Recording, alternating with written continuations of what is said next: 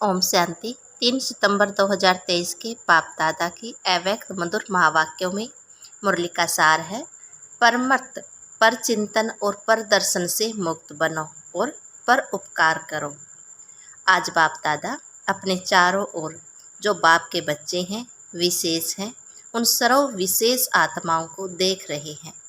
चाहे भारत के हैं वह विदेश के किसी भी कोने में है, लेकिन बाप दादा सर्व विशेष आत्माओं को समीप देख रहे हैं। बाप दादा को अपने विशेष बच्चों को देख हर्ष होता है। जैसे आप बच्चों को बाप को देखकर खुशी होती है ना, खुशी होती है, तब तो भाग कर आए हो ना। तो बाप को भी खुशी होती है कि मेरा एक एक बच्चा विशेष आत्माएं हैं। चाहे बुजुर्ग है, अनपढ़ है, छोटे बच्चे हैं, युवा है, प्रवृत्ति वाले हैं, लेकिन सारे विषयों के आगे विशेष हैं।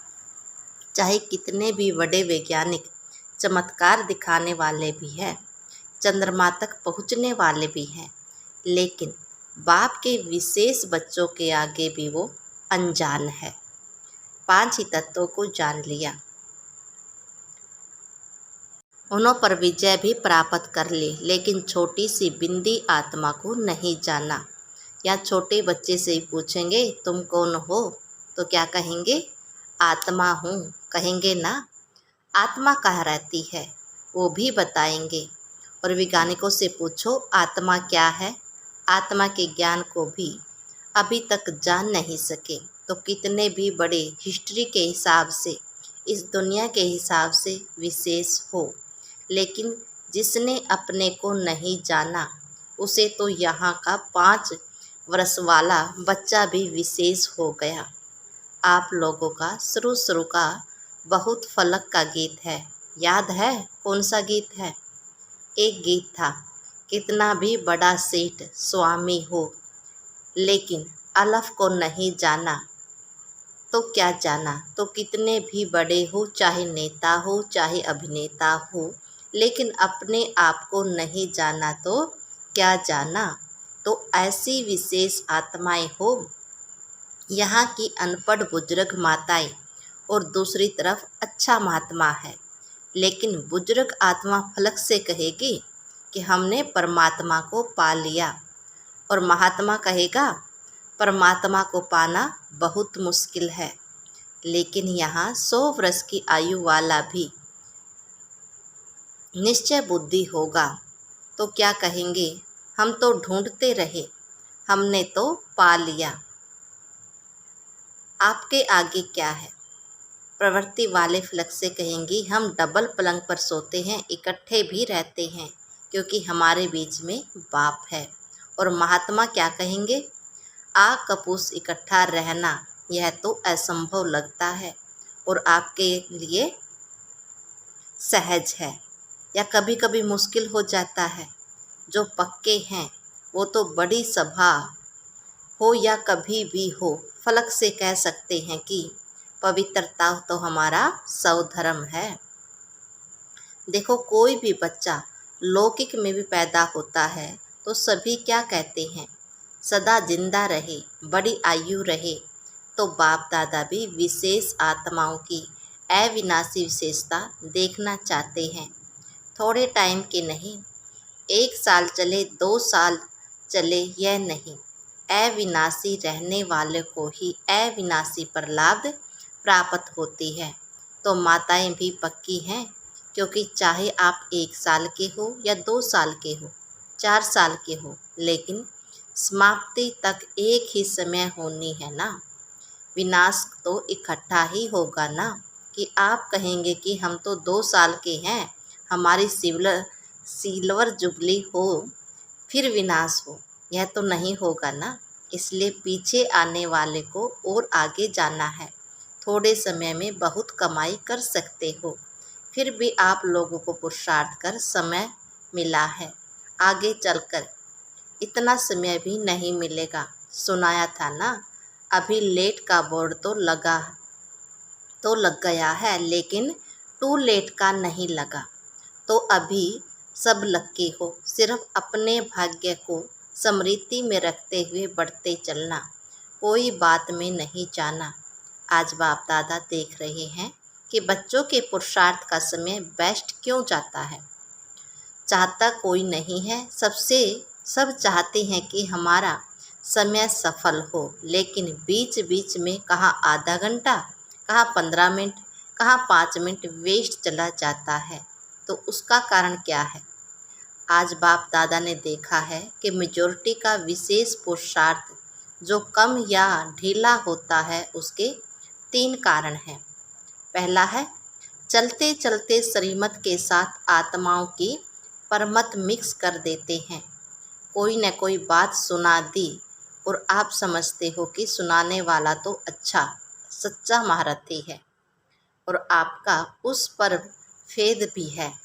जब ऐसी कोई आत्मा आपको कोई ऐसी बातें सुनाती है जिसमें इंटरेस्ट भी आता है, समाचार तो अच्छा है, जैसे संसार समाचार अच्छा लगता है, न तो ब्राह्मण संसार समाचार भी अच्छा लगता है, तो आपने उस पर फेद रख करके बहुत बात सुन ली, माना, अपने अंदर समा ली, कट नहीं किया, तो बात सच्ची भी है, समाचार भी सच्चा होता है, सब झूठा नहीं होता, कोई सच्चा भी होता है। लेकिन बाप का फरमान क्या है?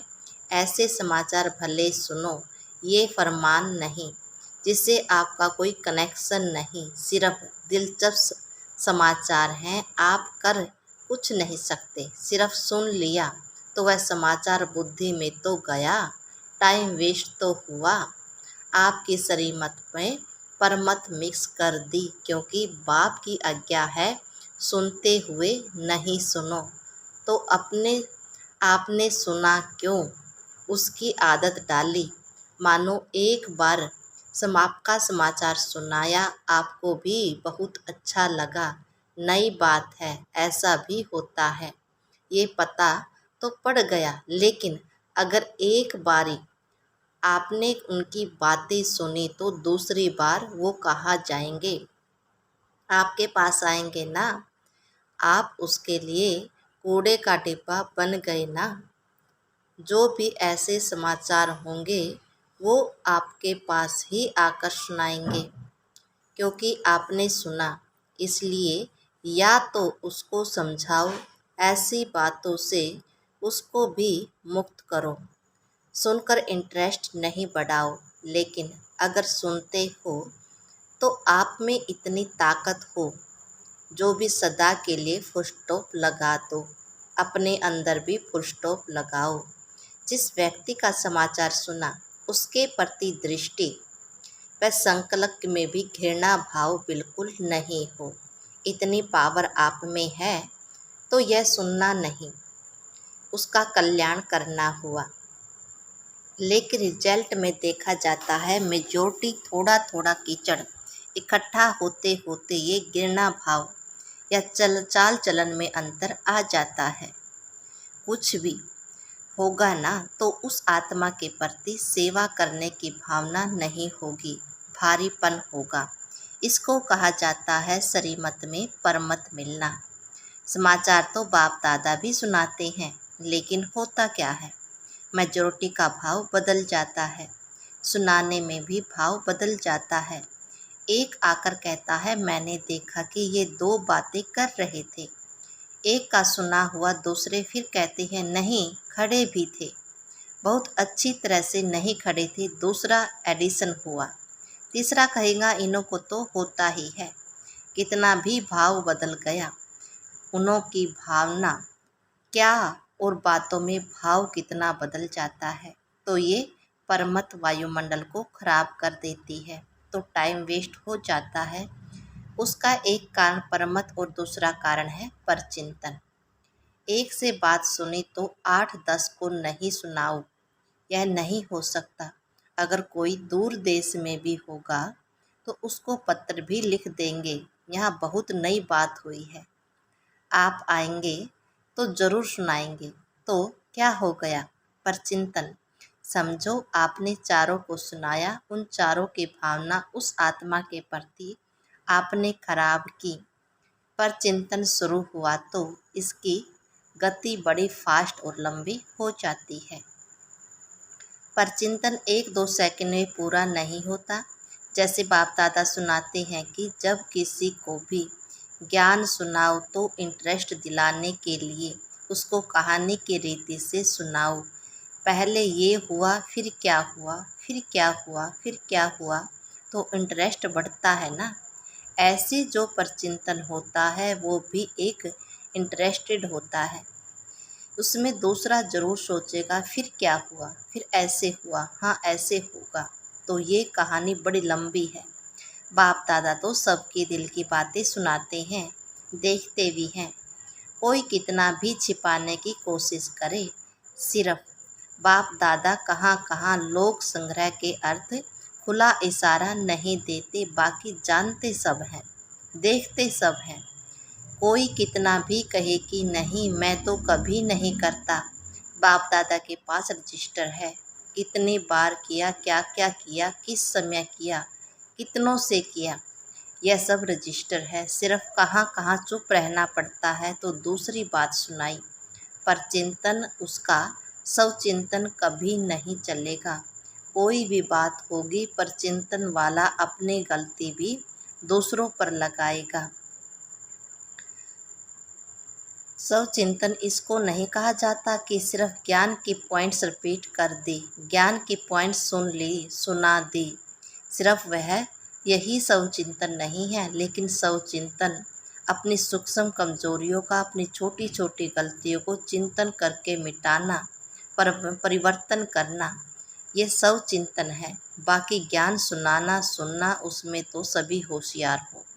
ज्ञान का चिंतन है, मनन है, लेकिन स्वचिंतन का महीन अर्थ अपने प्रति, क्योंकि जब रिजल्ट निकलेगी तो रिजल्ट में यह नहीं देखा जाएगा कि ज्ञान का मनन अच्छा किया या सेवा में ज्ञान का अच्छा यूज किया। इस रिजल्ट के पहले स्वचिंतन, परिवर्तन। स्वचिंतन करने का अर्थ है परिवर्तन। जब फाइनल रिजल्ट होगी उसमें पहले मार्क्स प्रैक्टिकल धारण स्वरूप को मिलेंगे। जो धारणा स्वरूप होगा वो नेचुरल योगी तो होगा ही। अगर मार्क्स ज़्यादा लेनी है तो पहले जो दूसरों को सुनाते हो, आजकल वैल्यूज पर जो भाषण करते हो, उसी की पहले स्वयं में चेकिंग करो। क्योंकि सेवा की 1 मार्क्स तो धारणा स्वरूप की 10 मार्क्स होती हैं। अगर आप ज्ञान नहीं दे सकते लेकिन अपनी धारणा से प्रभाव डालते हो तो आपके सेवा के मार्क्स जमा होंगे। आजकल कई समझते हैं हमको सेवा का चांस बहुत कम मिलता है, हमको चांस मिलना चाहिए, दूसरों को मिलता है, मेरे को नहीं मिलता। सेवा करना बहुत अच्छा है, अगर बुद्धि फ्री रहती है तो व्यर्थ बहुत चलता है, इसलिए सेवा में बुद्धि बिजी रहे, यह साधन अच्छा है। फलों वाला क्या करता है, सो जाता है, खाना नहीं खाएगा, सो जाएगा, यह फीलिंग आती है। खाना छोड़ेगा, रूठ कर बैठ जाएगा, यह भी फलू हुआ ना। कल्याण के भावना की सेवा। और दूसरी होती है स्वार्थ से, मेरा नाम आएगा, मेरा अखबार में फ़ोटो आ जाएगा, मेरा टीवी में आ जाएगा, मेरा ब्राह्मणों में नाम हो जाएगा। लेकिन अभी आप सेवा के पिछाड़ी नहीं जाएंगे, आपके पास सेवा खुद चल कर आएगी। जो सच्चा सेवाधारी है उसे सेवाधारी को चलो और कोई सेवा नहीं मिली, लेकिन बाप दादा कहते हैं अपने चेहरे से, चलन से सेवा करो। आपका चेहरा बाप को साक्षात्कार कराएगा, आपका चेहरा आपकी चलन बाप की याद दिलाएगा। सेवा नंबर 1 है ऐसे सेवाधारी जिसमें स्वार्थ भाव नहीं है। ऐसे नहीं मुझे ही चांस मिला, मेरा को ही मिलना चाहिए, क्यों नहीं मिलता, मिलना है। ऐसे संकल्प को स्वार्थ कहा जाता है। चाहे ब्राह्मण परिवार में आपका नामी ग्रामी नहीं है, सेवाधारी अच्छे हो, फिर आपका नाम नहीं है, लेकिन बाप के पास तो नाम है ना।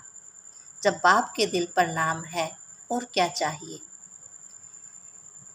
बाप दादा हिसाब रखते हैं, आपका चांस नहीं मिला, आप राइट हो लेकिन चांस नहीं मिला तो वो भी नोट होता है। कल्याण का सेवा स्वार्थ हो। यदि आपका चांस दूसरा समझता है आपको भी मिलता तो बहुत अच्छा योग्य भी है। अगर मानो आप अपना चांस उसको देते हो तो आपका शेयर उसमें जमा हो जाता है। तीसरी बात है प्रदर्शन। दूसरों ने को देखने में मेजॉरिटी बहुत होशियार है। प्रदर्शन जो देखने के बाद यह बातें कहा जाएंगी कि बुद्धि में ही तो जाएगी।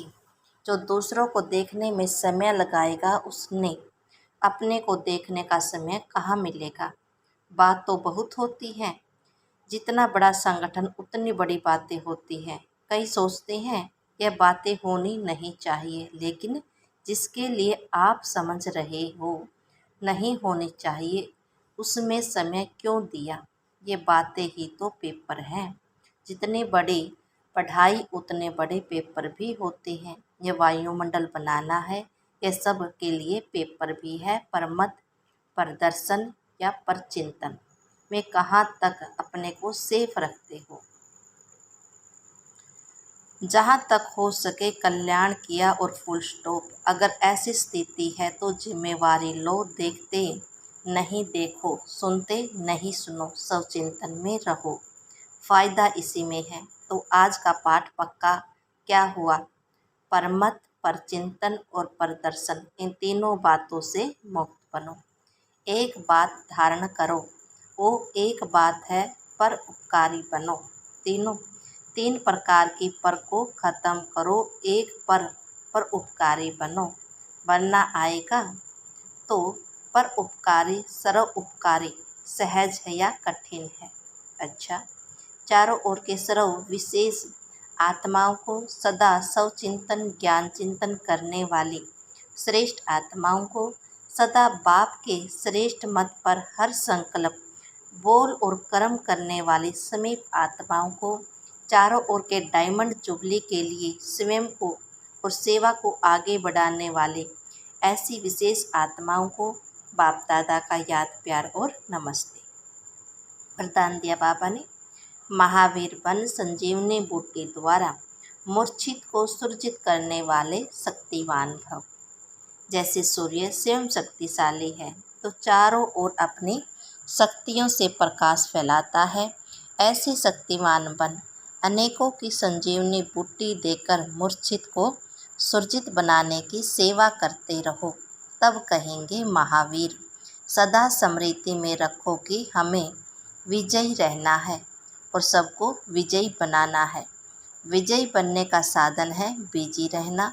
स्व कल्याण अथवा विश्व कल्याण के कार्य में बिजी रहो तो विघ्न विनाशक वायुमंडल बनता जाएगा। स्लोगन दिया बाबा ने, दिल सदा एक दिलाराम में लगी रहे, यही सच्ची तपस्या है। ओम शांति।